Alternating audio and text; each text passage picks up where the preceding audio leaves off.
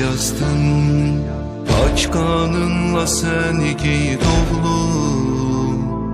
Ey candan keçen murid oğlum, siması melek şehid oğlum. Kurban olsun canım canıva güzel oğlum, ay nur üzünü bilməsən oğlum. Aldı səni məndən əcəl oğlum.